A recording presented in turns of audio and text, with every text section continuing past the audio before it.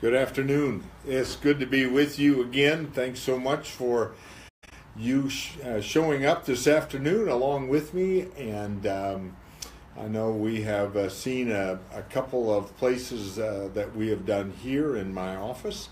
And we've done the fire station, we've done the police station, and now we're back here at the office. There were some important things this week in City Council that I want to share with you.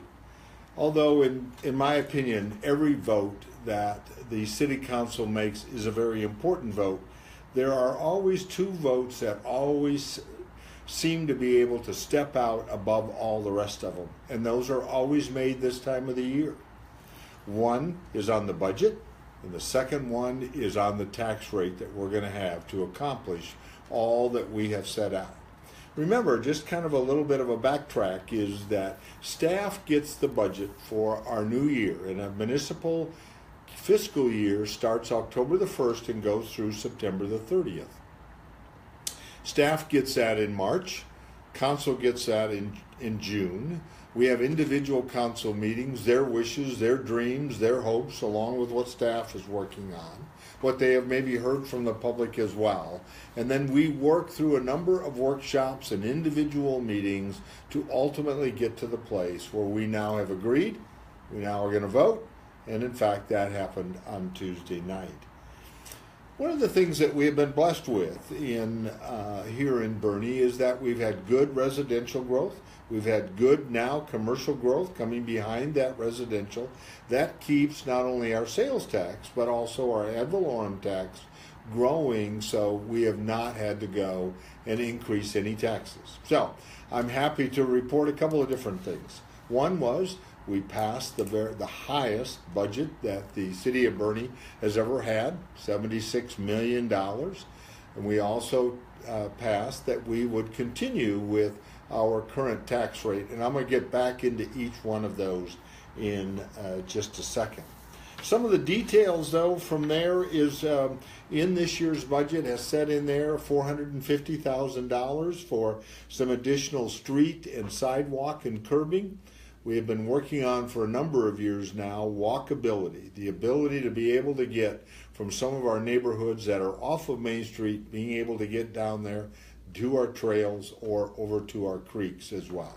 So we put another $450,000 in there. Council now will start wrestling with where are those sidewalks, where are those curbs going to be that we can accommodate some of what we have heard over the past year. Some of those other things again was the refined revenue and expenditures that happened.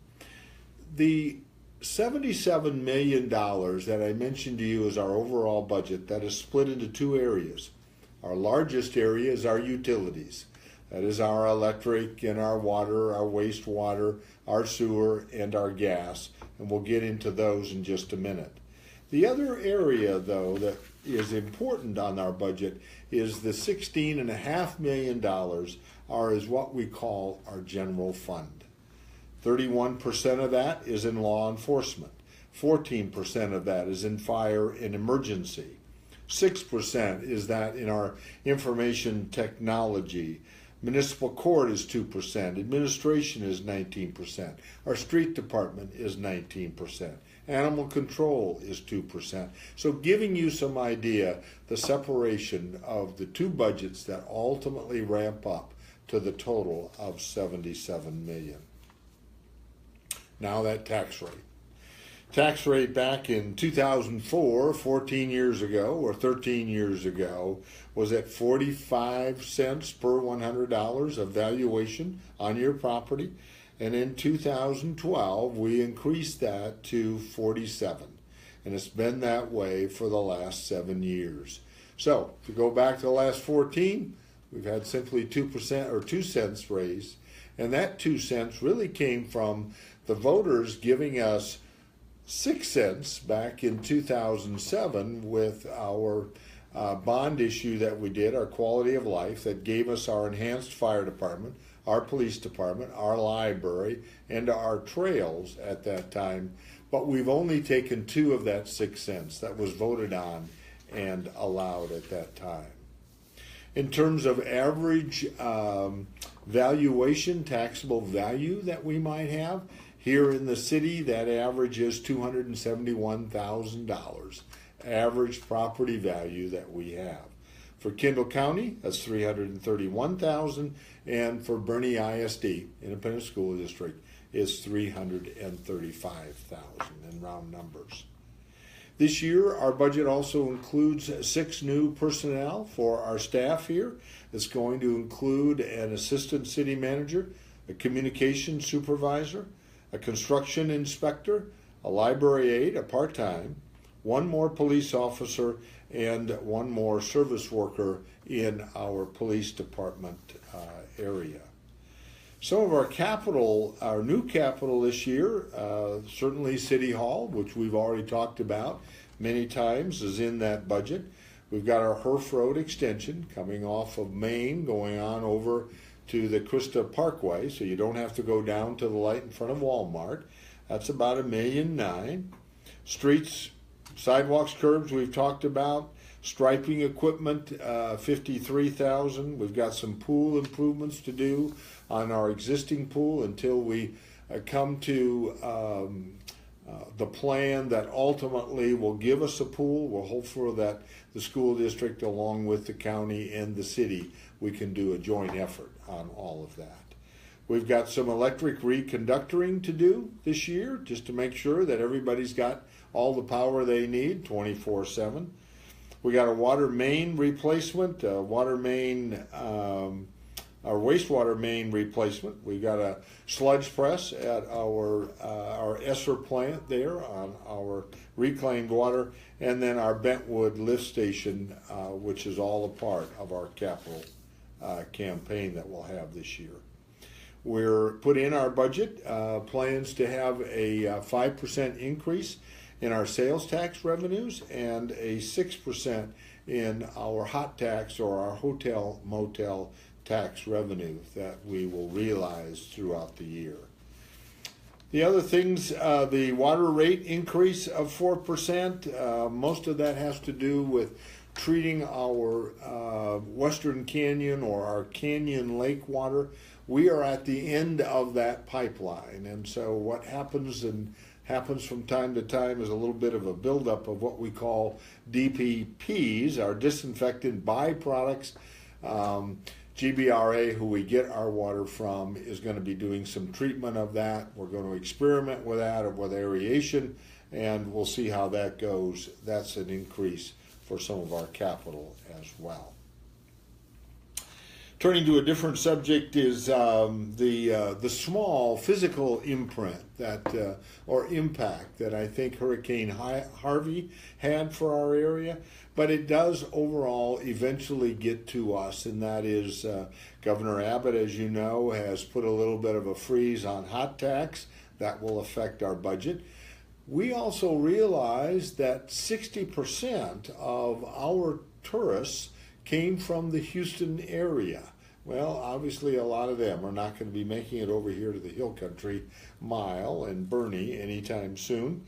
God bless those folks, and I hope they continue to be able to get themselves back in shape, which I know is going on. But where are we going to make up those dollars? And that's something else that City Council heard a report on this week. We're going to be doing some more advertising using social media, much more, and advertising around the Austin area to see if we can't make up for what we're anticipating we're going to lose from the Houston area and from our hot tax and our sales tax. So the fourth quarter, which is coming up with the calendar year, it's a big year for us on both the hot tax and the sales tax. It's an area that we concentrate on a great deal.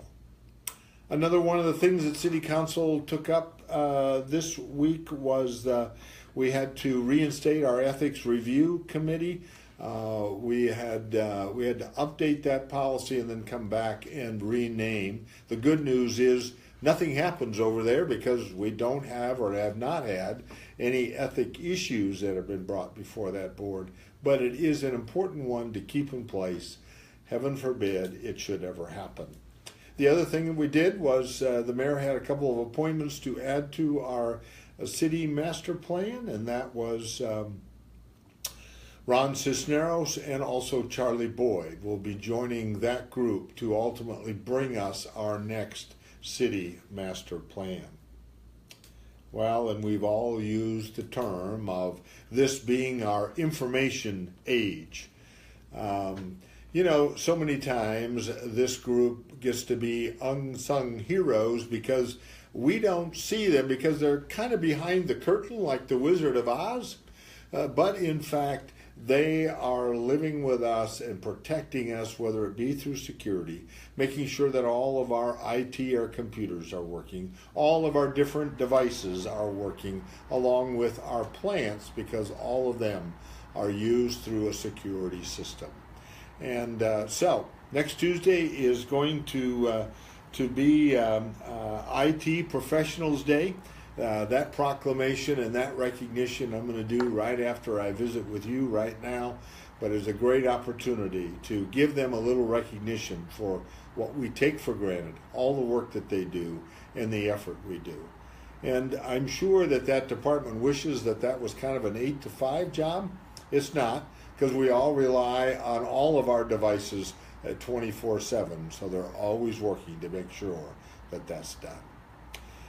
Remember, and I want to remind you, whether it is right now that you want to send in a question that we can address, or whether that might be a question after you view this later, please comment and send those questions in. We will get those and we'll respond to those at our next session. And speaking of our next session, I thought it'd be good for us to go up to the library and meet Kelly, who most of you have already met, but we'll get a little tour of the library area. The other thing that we're working on is our 2 firemen that took off with one of our trucks and went over to Houston to help with Hurricane Harvey. They've got a couple of interesting stories to share with you, and I hope to have them with me next time and we can share those with you. So, I hope you're having a great day. Thanks for joining us again. Again, any comments or anything like that would be much appreciated. And if there's additional detailed information that you want to know about our budget that was just passed, or our tax rate, which did not increase, don't hesitate to get a hold of us. Have a great day. See ya.